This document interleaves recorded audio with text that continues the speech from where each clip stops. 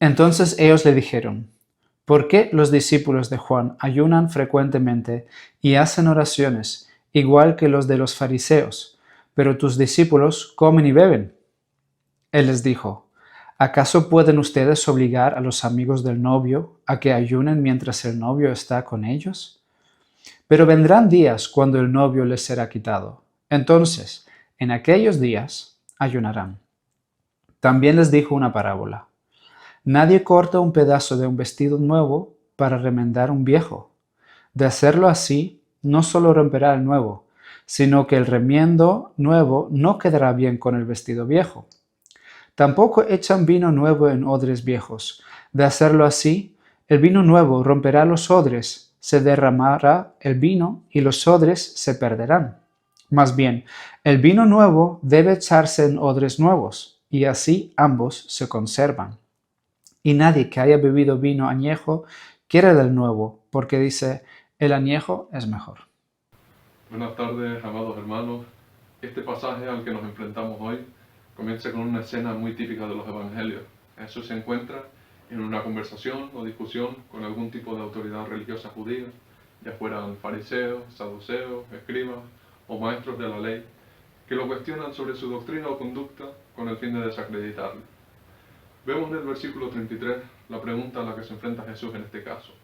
¿Por qué los discípulos de Juan ayunan igual que los de los fariseos, pero los tuyos comen y beben?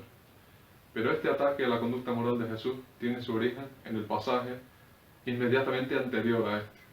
En los versículos 27 al 32 de este capítulo 5 de Lucas, se narra la historia del llamamiento de Leví, un recaudador de impuestos, que hemos aprendido a llamar Mateo, uno de los 12 apóstoles y autor del Evangelio que lleva su mismo nombre.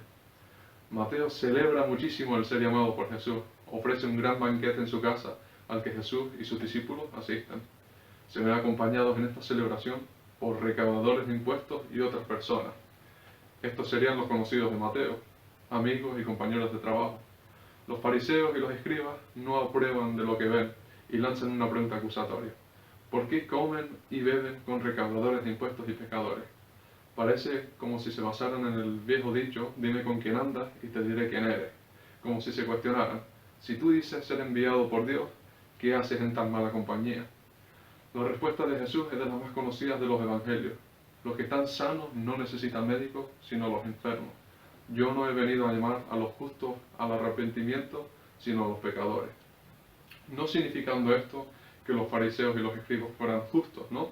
Más bien que no habían aceptado su situación de pecadores para saber acudir al médico.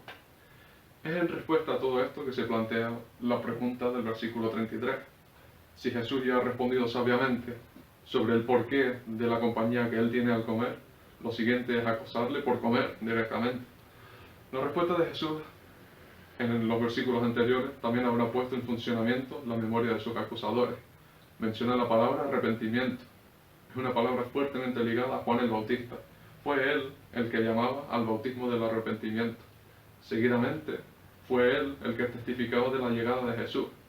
¿Por qué eran tan distintos en su forma de actuar estos dos hombres, si profesaban estar de un mismo bando? Porque uno ayunaba y el otro no.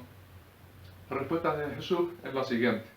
¿Puedes hacer que los invitados a una boda ayunen mientras el novio está entre ellos? La respuesta es que no, es un sinsentido. Observando el ayuno en su contexto, en el Antiguo Testamento también, aparece varias veces, pero no como un mandamiento. Es una forma particular de devoción y adoración a Dios, en el que se busca ordenar las prioridades del que lo lleva a cabo, planteando la necesidad física de nutrirse como algo a dejar en segundo plano, mientras se busca suplir una necesidad espiritual.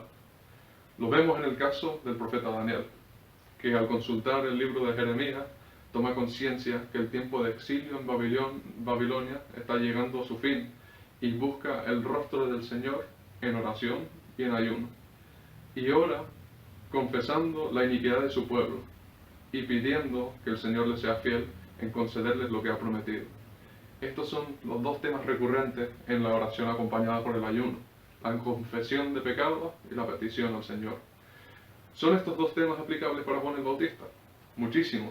Para uno que confesaba la iniquidad de toda una generación, y esperaba en petición la llegada del Cristo, el ayuno es algo muy aplicable. Esto no era la situación de Jesús ni de sus discípulos. Él mismo era, de cierta manera, la oración contestada de Juan el Bautista. ¿Y los discípulos cómo iban a ayunar? En espíritu de petición y confesión, orando a Dios cuando Dios mismo estaba ante ellos en ese mismo momento. Así queda zanjado el tema, pero sin que Jesús condene la práctica del ayuno, puesto que Él mismo la practica y defiende su utilidad. Vemos en el versículo 35 que Él dice que cuando el esposo no esté con ellos, en aquellos días ayunará. Pero Jesús aprovecha un buen momento para dar una buena lección, a través de dos parábolas, la parábola del remiendo del vestido y la parábola de los odres de vino, justamente intentando apelar al sentido común en situaciones cotidianas. Ya había presentado una situación clara: nadie ayuna cuando debe estar festejando con el novio. Presenta otros dos casos de algo que nadie hace. Nadie pone remiendo nuevo a un vestido viejo y nadie pone vino nuevo en odres viejos. Las explicaciones cotidianas de estas parábolas pueden resultar algo foráneas para nosotros en estos tiempos, pero para los presentes era muy claro.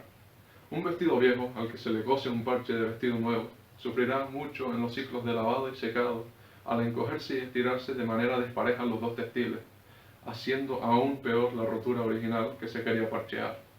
Son incompatibles lo viejo y lo nuevo en este caso. De forma parecida, el vino recién hecho debía conservarse en un recipiente, por ejemplo, en la piel de una cabra cocida y sellada. Esto es lo que se llamaría un odre. Al ser sellada la piel, protegía el vino del exterior, pero permitía al vino continuar fermentándose, formando gases, que causaba que el odre se inflara. Pero la naturaleza flexible de la piel permitía este fenómeno sin que el odre se quebrase. No así un odre viejo. Este ya habría perdido su propiedad flexible, y la formación de gases por la fermentación del vino causaría finalmente su rotura. Ahora bien, ¿qué tiene todo esto que ver con lo que se había hablado antes, con la cuestión del ayuno? Jesús trae algo nuevo a la Palestina del siglo I, un nuevo pacto, un perdón de pecados, una cirugía médica para los enfermos, a través de su obra redentora en la cruz, a la que hace alusión en el versículo 35. Habrá tiempo cuando el esposo no esté con ellos. Él sabe que partirá. Al opuesto de lo nuevo, había ya algo viejo en Palestina, la ley. Este vestido viejo era ya muy conocido y aceptado, pero tenía un problema, una rotura, que no había quien la pudiera cumplir. Y al decir esto, no considero la ley de Dios como imperfecta o desechable. Al contrario, la ley de Dios es santa, justa y buena. Y si su propósito es separar los justos de los pecadores, lo hacía a la perfección, porque todos somos ciertamente considerados pecadores a través de ella. Pero el propósito de la ley también es otro: mostrar la fidelidad y el cuidado de Dios para con su pueblo, a quien nunca desamparó.